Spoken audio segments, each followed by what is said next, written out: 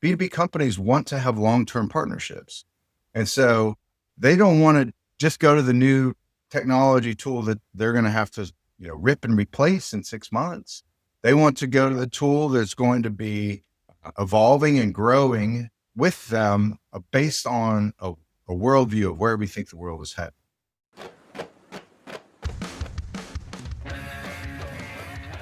Oh yes, this is the Hardcore Marketing Show. I'm Casey Cheshire, your host for this epic journey. Today's show is sponsored by Ringmaster, on a mission to launch B2B podcasts that create relationships, generate revenue, and drive growth. Ringmasterlive.com. Bam.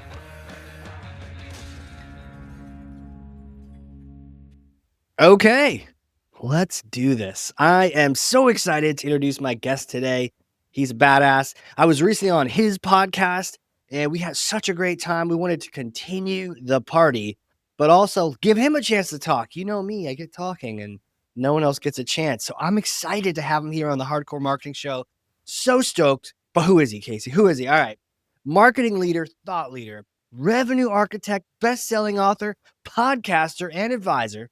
Ad Age had him in the top 25 marketing technology trailblazers. Hello, author of a number one best-selling book. Are your leads killing your business? Are they?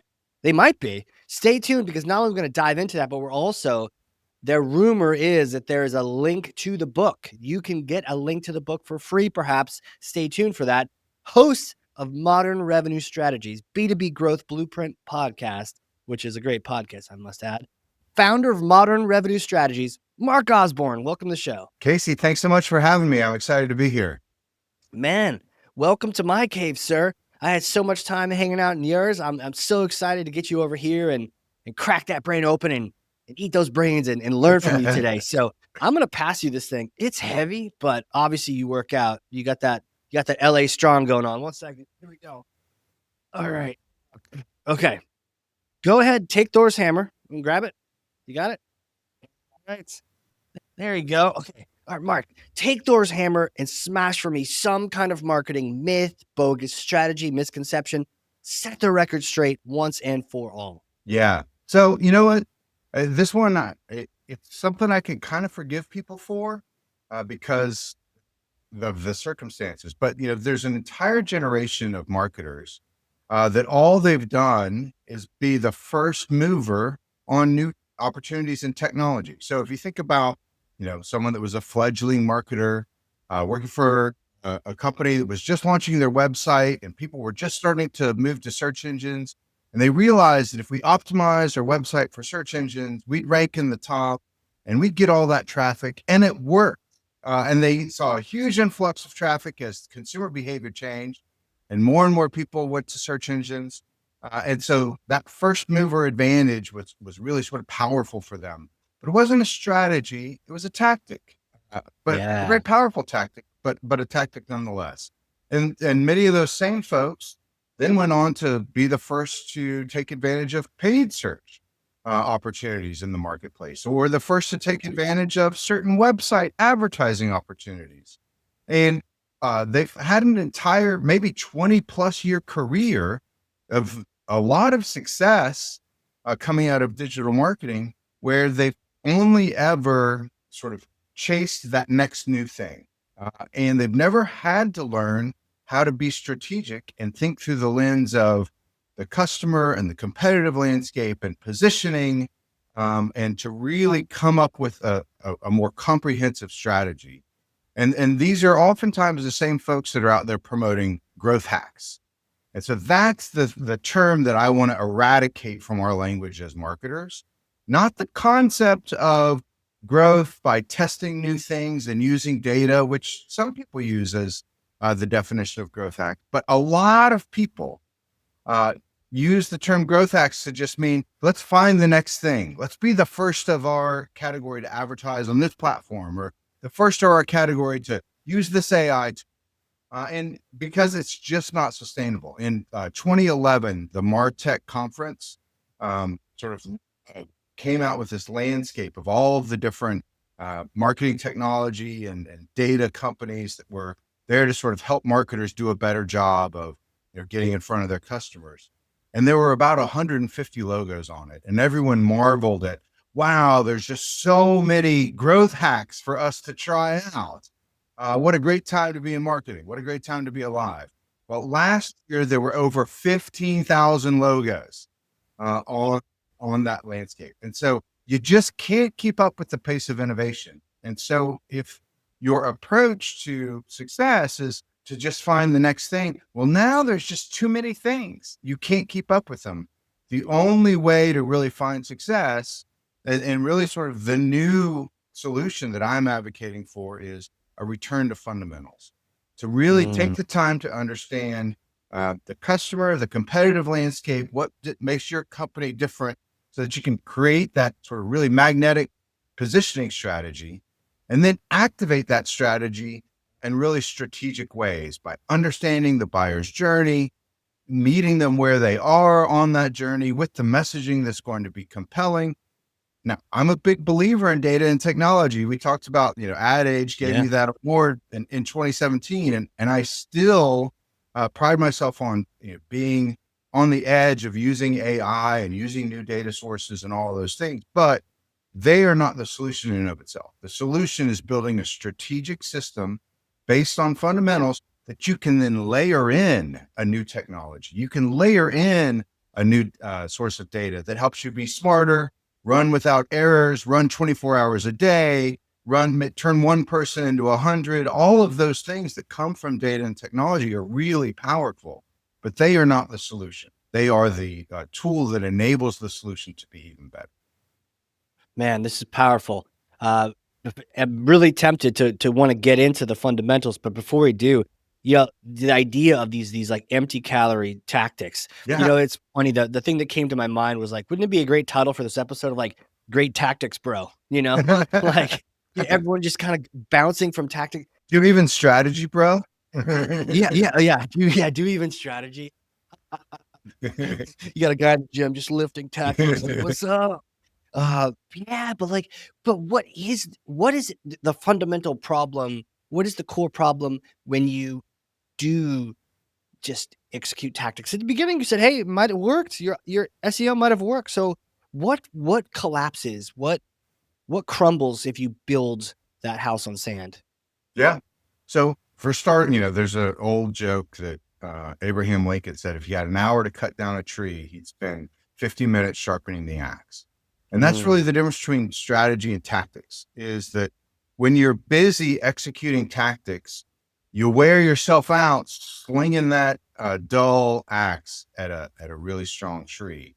And so you look busy, but you're not really making a lot of progress.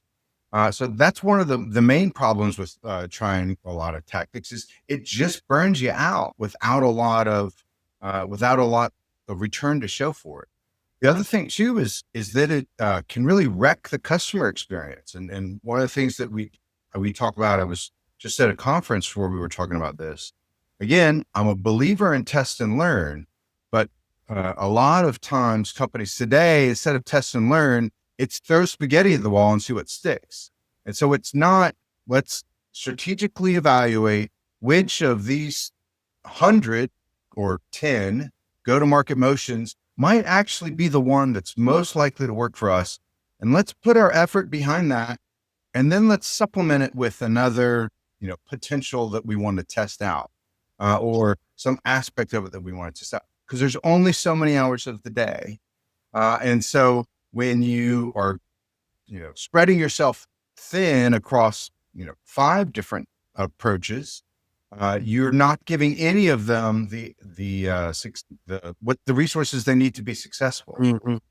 So that wears you out, tires you out, and it ruins the customer experience. So if the customer is seeing that you're here in this one place, maybe you're using an account-based marketing approach, which was really white glove and sort of very customized to them. And so they're like, oh, so this is the experience that we're going to have, because they're a very high-end product. Then they're getting pounded with advertising that's very generic and doesn't seem to know them. They're like, wait, I thought you guys were the company that was going to take the time to get to know me. Now you're pounding me with ads that are clearly don't know my context. That's a very different kind of customer experience versus aligning on, well, what's the size of the deal that we're going after? What's the volume of deals that we expect to do in a year?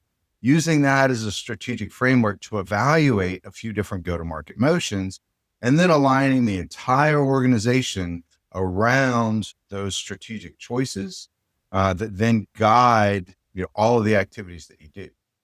Yeah, yeah. You know what's funny? I'm like the grand poobah of the hardcore marketing show here, but I have to admit, I too am, I get attracted to the shiny thing, Oh yeah, and sometimes it's not even the tech; it's just like an idea, I because tech at least you have to spend money on it, but sometimes it's those crazy ideas, and I definitely have flooded my team and even my own marketing with just a few too many ideas at the same time. And you're right, man. The quality just isn't always there in that campaign. Like we could have spent a little bit more time making that more deliberate. Or really, at the end of the day, am I just distracting myself from doing the fundamentals? right. That's right. Rolling up the sleeves and doing the hard work to make sure everything's successful. It might be the case. Well, and not only that, but we see, so let's take the example of two different companies that, try to go to market motion, and it gets them some lift and they get some revenue. But, in the early stages of trying something, you're going to run into, sort of instability because you haven't worked it all out perfectly yet. So company one experiences that instability and their response is, let's try something else. And so they, clear the decks and Yep. they switch and they try a new plan, and it has a little bit of lift or maybe none at all. And so then but then it just dips down again. And so then they go, well, let's try something else. And so they, tweak it again, clear the decks, start over. And so then at the end of the year, they're looking back, they've got, sort of three failed attempts and not a lot to show for it. Some learnings. And so they eventually cobbled together those learnings to come up with a go-to-market motion that works. Now, let's take the other company that stuck with that initial, well-chosen, strategically aligned go-to-market motion and continue to work through, all right, why isn't this one working? Instead of Right. clearing the decks and trying something else, let's figure out what it is in our process that's not working. Is it that we're not targeting the right people, or that we're not speaking to them at the right place, or that we're not saying the right messaging, or that we don't have the right offer, or we don't have the right pricing and packaging, or the experience of, purchasing and using the product doesn't align with what we're bringing to market? Really taking the time to understand those things and then working out those differences, they'll experience that growth a lot faster. Not only that, but now they've built expertise and sort of processes internally that create a wider moat and a higher wall against their competitors because they've figured out things their competitor hasn't. And so that makes them a lot more stable in the marketplace and a lot more formidable, sort of category leader. Yeah. I think some of us can be like permanently in testing mode, which, hey, testing's great. I think you even mentioned that earlier. Like, hey, we love the testing, but some of these things need to progress into let's find the winner. It's almost like we keep playing craps or something or Right. roulette. And to your point, those boards on in the casinos that say, hey, well, the last number rolled was like a 8 or something like that will impact the next number you roll at all, you know? And some of us are looking at those going, yeah, oh, 8 came up twice. It's not coming up again. Like, and to your point, the idea of like take a second to understand what's really going on. It makes total sense, man. Like, how do I shift into this mindset? Let's say I've been the fish looking at the lure for a long time and Yeah. hopping around to different tactics. How do I shift over to what's important? Well, it starts by building, sort of frameworks that are consistent and persistent, and also, a lot of it is you don't have to reinvent the wheel. And there's an old joke. There was a company that had been very successful for many years with a very proven tactic, and they weren't the market leader, but they owned a niche. And so the new CMO came in and was like, we're going to change everything up. We're going to, take everything over. and they tried a bunch of new stuff, and they went from, being a very strong number three in the marketplace to like 10 to then eventually going out of business because the CMO got bored with the tactics and strategy, not the marketplace. It was still working for the marketplace. And so that's the thing to remember, is that marketing starts with the market. And so really understanding where is your market on the maturity curve? And, Jeffrey Moore's Crossing the Chasm is a great foundational work. And in there, he talks about the difference between, sort of the visionaries that are looking for technology and the innovators that are looking for ideas, versus the early majority that's fundamentally looking for, the product that delivers the proven results. And then sort of the later majority that's really just looking for, logos that have seen success, working with it. What's the basis of competition?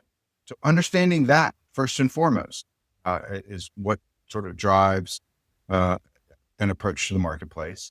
Then it's understanding, what the customer cares about in the experience, the competitive landscape, and how your competitors are, bringing products to market, and not just sort of the features and benefits, but the long-term sort of, product vision, buying vision. Like, what is the belief about the world and where the world's going to be in 5 to 10 years that makes your approach to solving a particular problem the right one? And these are all sort of grounded in B2B, which is where I spend my time. But it's because B2B companies want to have long-term partnerships. And so they don't want to just go to the new technology tool that they're going to have to, rip and replace in 6 months. They want to go to the tool that's going to be evolving and growing with them based on a worldview of where we think the world is headed. And so, really taking the time to understand those things then allows you to differentiate on them. And then, so that foundational understanding is super important, that sort of market research. And then all strategy comes from segmentation, targeting, positioning. I had a professor getting my MBA. He was like, I'm going to give you an MBA in 5 minutes. You've got research, which is the 5 C's of understanding the competitive landscape, the context you're operating in, potential collaborators in your company. Now that you understand that from a research perspective, strategy comes from segmenting the marketplace, targeting those different segments where they are, and then how you position vis-a-vis your competitors. And then marketing manifests itself in the product, the places you sell it, the pricing that you put around it, and then promotion, advertising, which is where we spend all of our time. And fundamentally, that is the framework that people use to create a strategy that's sustainable and scalable. Dude, thank you. Thank you all for coming. I mean, I guess we can all go home. Man, the 5 C's and just breaking it all down. Man, I love professors like that who like put it to real terms. Yeah. They're like, hey, I don't need to talk for an hour. I'll just give you 8 minutes. Chew on that one for a little bit, like that's fantastic. Well, and then we spent the rest of the semester breaking down each of those components. Yeah. Yeah. Sick. Man, speaking of professors, like where do you get your input from? Like what are your learning sources? Yeah, I read a lot. And I find that to be a really powerful source for new ideas. And I also will reread a lot of the fundamentals that, sort of positioning by Alries and Jack Trout. Like, I try to discipline myself to read that a few times, every year or so. And then I also try to bring in other disciplines. So there's a discipline called neurolinguistic programming that's all about sort of the process of persuasion and how people go about decision making and the internal monologue that people use.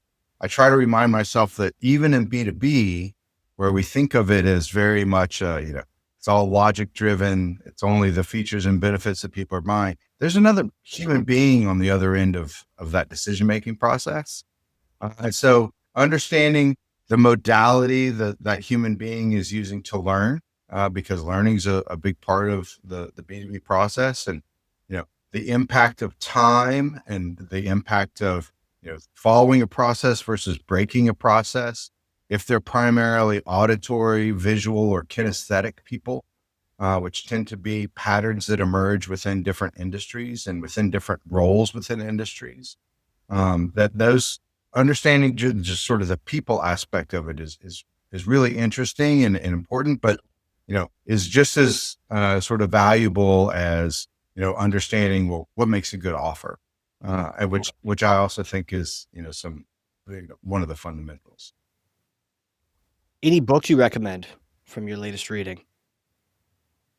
Yeah, so I also discipline myself to read things that are non marketing and sales related. Yeah, yeah. Any recommendations there too? And I just finished a really interesting book called The Wager, which is about a shipwreck that occurred on uh, during the War of Jenkins' Ear, which was a war between the Spaniards and the English during about 1740s. But there was this terrible shipwreck around the coast of Patagonia, and I don't want to give much away, but it also includes one of the largest treasure hauls ever captured by the British Navy, as well as one of some bouts of cannibalism and other crazy things that happened. Jeez. Jeez. And so like just total yeah, I was gonna say probably not the book to read while on a cruise during spring break. No, probably not. Awesome. I've been into The Gray Man lately. I don't know if you've read any of those. No. Is that the same sort of source material that the Netflix movie was based on? Did you see the Netflix thing? I did. The version of it? You did? Did you like it? I remember being a little underwhelmed.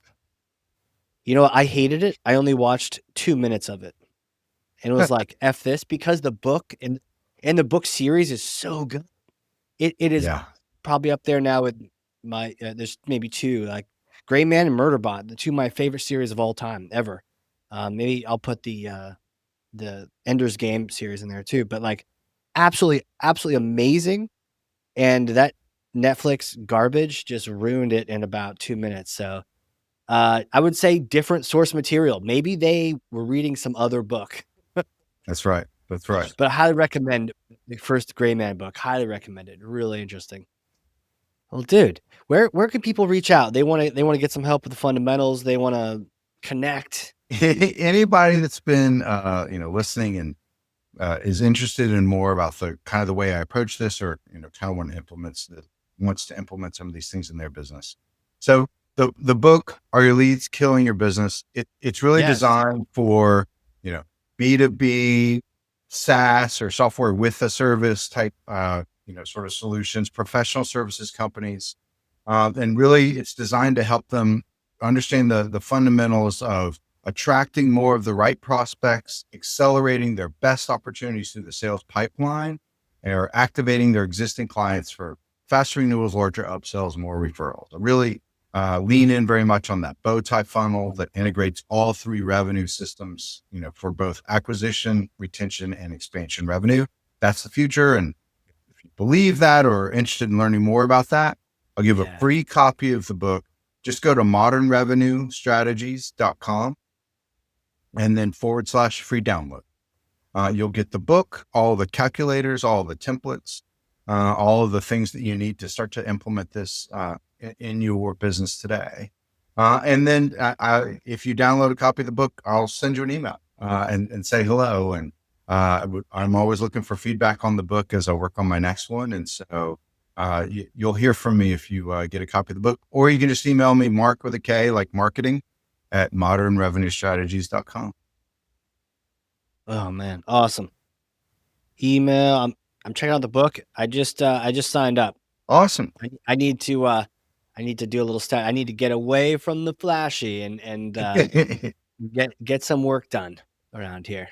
So awesome, man, dude. Thank you so much for coming on here. I feel like this has been just fun. Time's flying by, but I feel like it's been so much fun to kind of flip the script on each other and learn from you. And man, just the takeaway I have is just the idea of the not to get distracted. The great tactics, bro. The guys eating the empty calories and not making any gains. I got to get back to the fundamentals. And I'm looking forward to diving into your book and taking it a step further, man. So thank you for coming on here. Thank you, Casey. And likewise, really enjoyed having you on my podcast. And so I'm glad we were able to continue the dialogue.